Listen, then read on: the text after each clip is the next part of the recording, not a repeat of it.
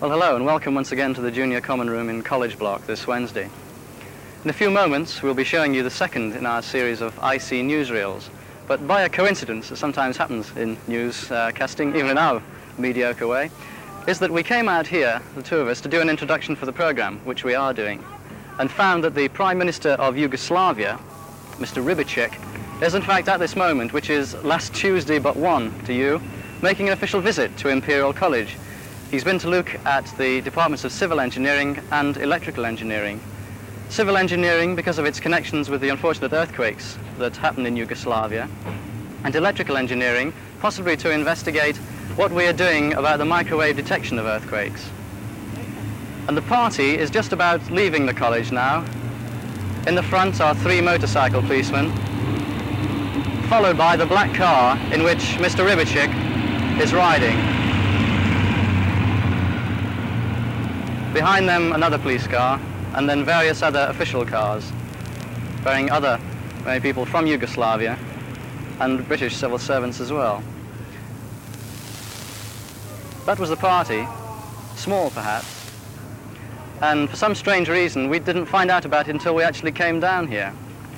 But if I can tell you what Mr. Ribicic was doing today, he saw Mr. Edward Heath, the leader of the opposition, at Claridge's this morning, and then had talks with the Prime Minister at number 10 Downing Street, and then made his way here. He had lunch with the rector, Lord Penny, at the rector's house, and from here is going back to Claridge's and then on to the Yugoslav embassy, where tonight there'll be a reception held by himself and his wife, Mrs. Ribicic. Yesterday, he went to the Royal Festival Hall to see a recital by the baritone Dietrich Fischer-Driskau, which included some Yugoslav folk tunes.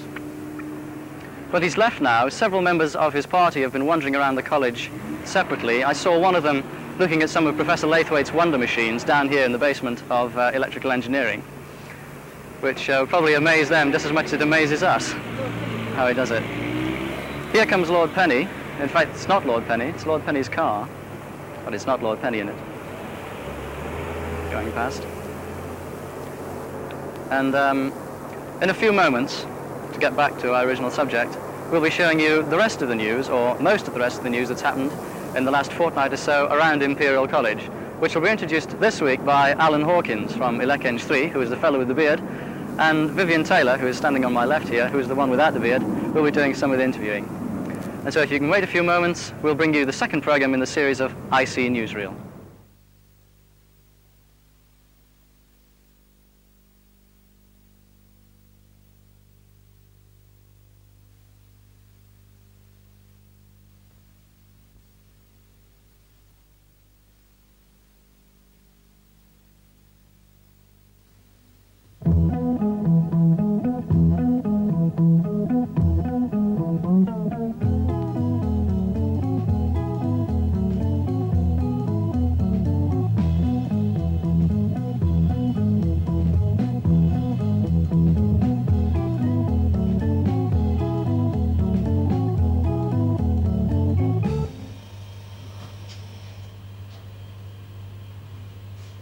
Hello again from IC Newsreel.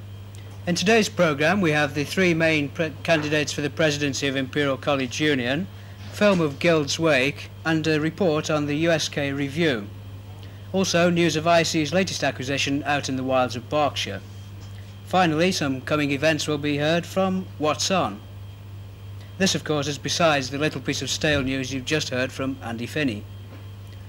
First of all, a comment on the situation over the keeping of files on students.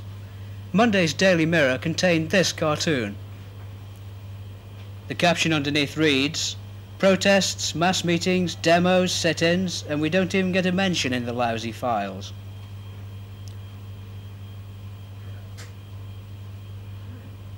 Now back to more serious matters and Guild's Wake. The wake, to mourn the passing of Carnival, it died of apathy, was held in College Block all through Friday night. There was a bar extension till 4 a.m. and they ran out of beer. It was reasonably well supported, especially after midnight, but was not as successful as Guilds had hoped. Entertainment was provided by Coliseum, Jeremy Taylor and Alan Price. Various films were shown, and breakfast was served at 6 a.m. No, don't stop the carnival. No, don't stop the carnival. You'll never find a better way. No, don't stop the carnival. To dance and sing the night and day away. No, don't stop the carnival. Sunshine, I'm only dreaming.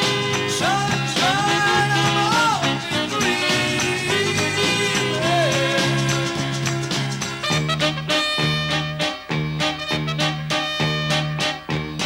You'll never find a better way. No, don't stop the carnival. To dance and sing the night and day away. No, don't stop the carnival. Sunshine, I'm only dreaming. Sunshine, I'm only dreaming.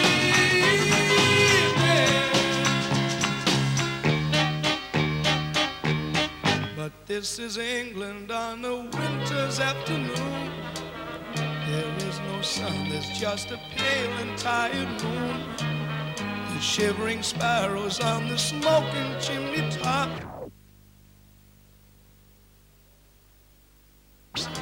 And all the children suffer from cold and flu and rain drops.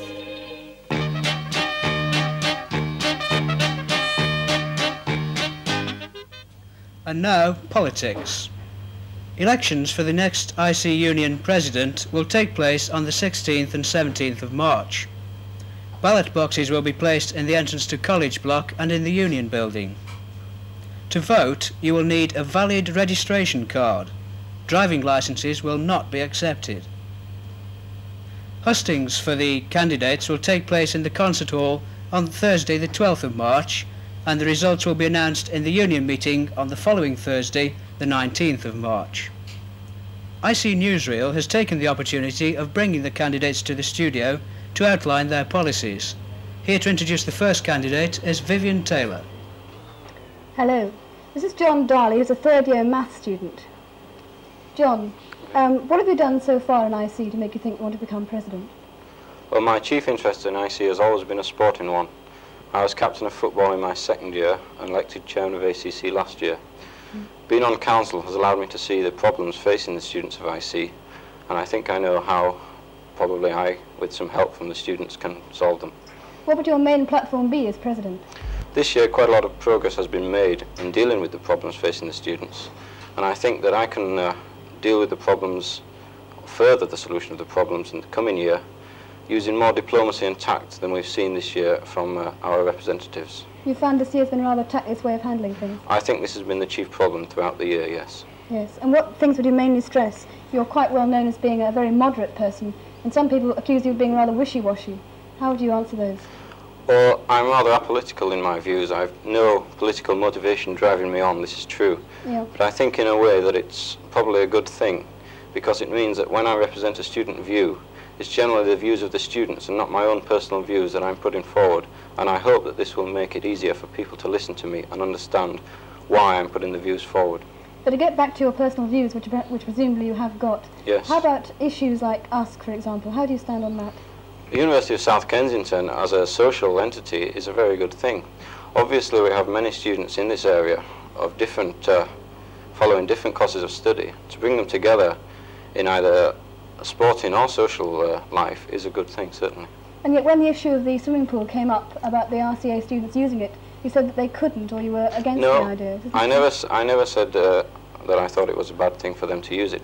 What I was against at the time was the what I would probably call the irresponsible way that the issue was dealt with. It seemed to me that we had a commodity that was underused, this is true, and we could offer it to students from other colleges, obviously to the benefit of all students concerned. What I was alarmed by was the fact that we were giving it away in such a way that we had no control over its usage. And this meant that it was possible that it may become overused, and we had no control over limiting the numbers of entry. It's one of your main interests, sport. Certainly, yes. Yeah. But apart from this, how about the academic side? I mean, diversification, for example. What do you mean by diversification? Well, I've taken part in working parties this year as being a member of council, particularly the Quinquennium Working Party, which has dealt with policy of the college in the next 5 years, and this includes academic affairs. And I think I've a fair good insight into academic affairs. Fine. Thank you very much, Tom. Thank you. Okay. Those students who spend most of their year's term at Silwood Park will be pleased with IC's latest acquisition. It's Sandyridge House near Sunningdale in Berkshire. This large Georgian house is reported to have cost the college about £35,000 and will be turned into a student hostel. It was named after the Sandy, the notorious highwayman who used to rob coaches travelling between London and Portsmouth. Back now to prospective candidates for the presidency. Here's Viv again with the second candidate. And the next one, alphabetically, is Brian Haynes, a first-year geophysics PG. Brian's quite well known around the college. What have you been doing, Brian, to make your face so familiar? Well, basically, in my first 3 years here, I was involved with staff student committees and the social clubs, and in my last year, I've been involved with academic affairs. Yeah, and as president, what would you hope to do particularly? Well, there are 4 things, basically. First of all, I think the student union should be concerned with the recreational facilities of the students, and I think I should like to see more cash put into ACC, RC, SCC, and I think us can be used there to great advantage. Can you translate all these initiatives? Sorry, Athletics Clubs Committee, Social Clubs Committee and Recreational Clubs Committee, and that the University of South Kensington can be used to very good effect. Secondly, I think Staff Student Committee should be expanded and should be given some positive power so that the teaching and presentation and content of courses can be improved. Thirdly, I think the union is the interface between the students and the administration, and that I think that if the union asks for a little less than it's been demanding the last year, if we are prepared to negotiate, then I think we will get several immediate benefits. And sorry. Do you believe in direct action then? I mean, if it comes to that. Well, I think direct action takes different forms over different issues. Over refectories, if the food isn't worth eating, then you don't eat it. I think that a valid form of action over refectories is a boycott, but a sit-in would certainly not be valid over food, for example. How about diversification? I'm all in favour of it, yes. I mean, I've been saying this all year. Some people have been talking about you as being very keen on academic diversification. Do you find that you might become a little bit too academic if you became president? Not at all, no. I've been involved quite a lot with Organisation for Social Service and Community Action this year, and I think that is sufficient to offset this the academic tag that I've got. How would you involve students in community action? This is an idea much bandied about now. Well, I would provide facilities where they could do so. For example, I run a soup run to the East End every week, and students can come on that. Fine, thank you very much. Thank you. Last Thursday evening, the first USK theatrical production, a review, was staged at the Lycée Theatre. The event was a joint effort by IC, the French Institute and Chelsea College. Graham Dwyer, a first-year botany student, produced the event, and the cast was headed by Howard Matthews and Steve Morrisby. And here's a still from the melodrama The Scarlet Pimple. The review attracted an audience of about 300, and the grand sum of £10 was raised for charity. And now here's Vivian again with the third presidential candidate. The last one is Judith Walker, a first-year PG in Materials Science. Judith, what have you done so far in IC? I've been a member of the Academic Affairs Committee of the Union for the past year, and during which I've organised a course unit questionnaire to involve Imperial College with London University. Yeah, and if you became president, what would be your main platform? I think my main platform is, of course, involvement of the students in the decision-making of the college. I think this can be extended into departments. I think departments are where the students are, it's where the courses are run, it's the assessment systems. John Darley was talking about presidents dictating too much to students. As a president, what would you see your role as being?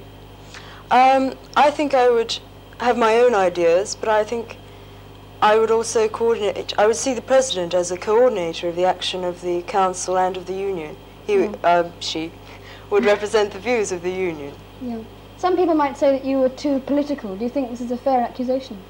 I don't think so. I don't think my platform is political in any way. I mean, this is it stands in itself as a policy statement. And as for ASK and the NUS, for example, how do you stand on that? Well, I was a representative at NUS for my last college, and I have quite some experience with the other colleges in this respect. I think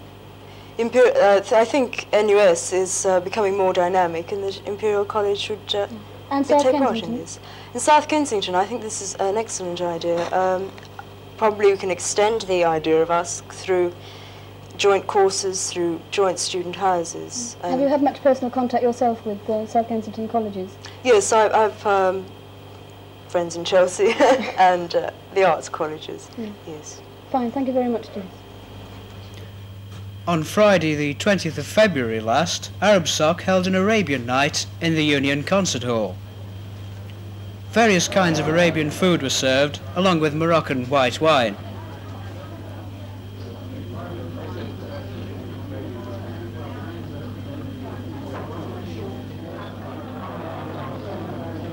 Hit of the evening was undoubtedly the belly dancer.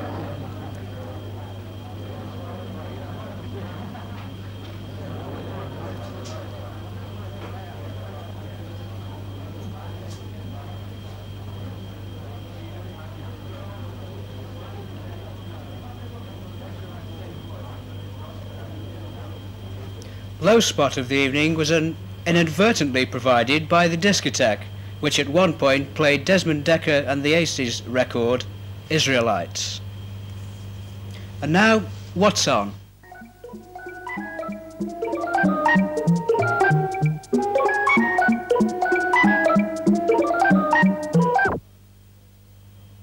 On Friday at 8 o'clock in the Great Hall, College Block, Ends present in concert Pink Floyd and Juicy Lucy.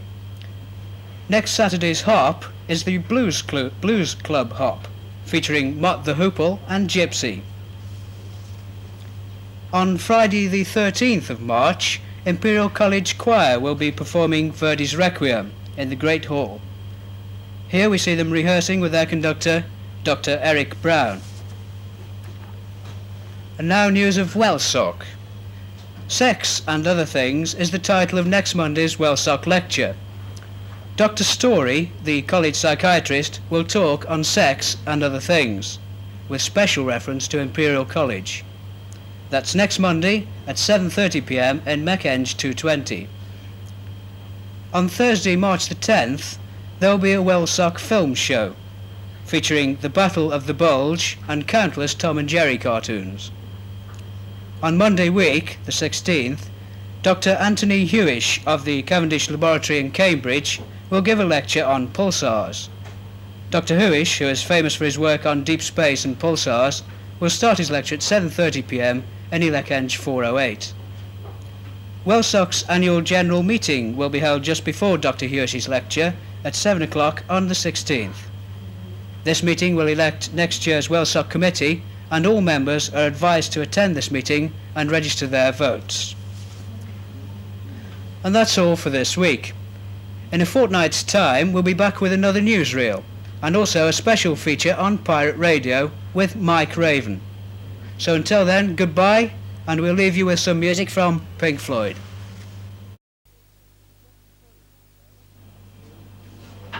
Just before you all go, here's a news flash from Piers Corbyn. Yeah, this is about the uni meeting on Thursday, which, as you know, is starting at 1:04 this time, to make sure you all get there on time. There's items include elections of floor rep and motions concerning the Manchester sit-in. But most important for Imperial College, there are 5 items which we're seeking some sort of satisfaction from the administration. Recently, this week and last week, I've been asking the administration whether or not there are any student political files kept in Imperial College, and I've also asked if we can inspect any files. Well, I've been informed that there aren't any political files, but we haven't yet been allowed to inspect them. There'll be more news about this on Thursday. We're asking the rector if he will allow 5 student observers to attend a special meeting of the Board of Studies which will decide on student representation. And we want these 5 student observers to go along to explain the union case, which some professors don't seem to understand. Well, I'll tell you on Thursday if the rector has allowed that or not. We're also asking the rector to recognise the Imperial College Representative Council, which means that we want him to report to it and discuss matters with it before he discusses things with the governing body. We're also asking for the rector to ensure that the refectory committee is reformed in the way we suggested and was suggested by the ICRC. This would include the chairman being chosen by the refectory committee members, which is what the union wants.